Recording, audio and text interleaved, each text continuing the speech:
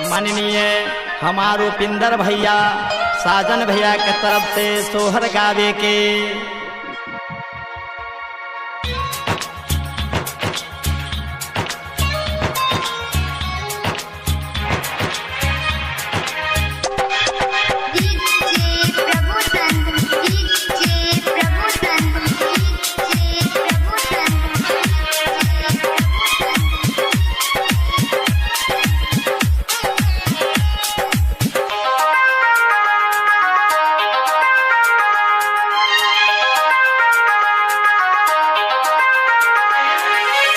हम आवे पाँच पांडे बगोरो और बसे मोने कहाँ से आवे पाँच पांडे बगोरो और बसी मोने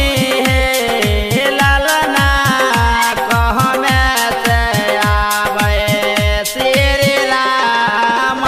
जना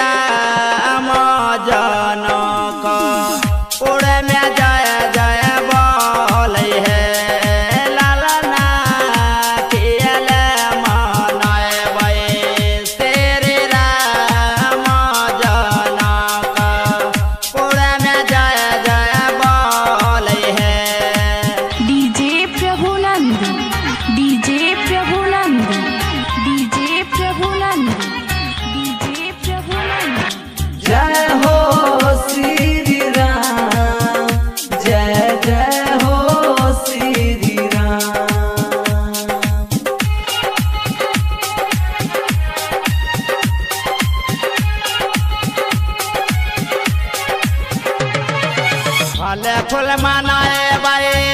पाँच पांडे बगोरो और बसीठ मुनि है फल फूल मनाए बाए पाँच पांडे बगोरो और बसीठ मुनि है लालना खोबे मनाए बाए भगवान जनक पूरा में जय जय बोल है लालना खोबे मनाए बाए भगवान जनक पूरा में जय जय बोल है। DJ Prabhunand DJ Prabhunand DJ Prabhunand DJ Prabhunand. जय हो श्री राम जय जय हो श्री राम।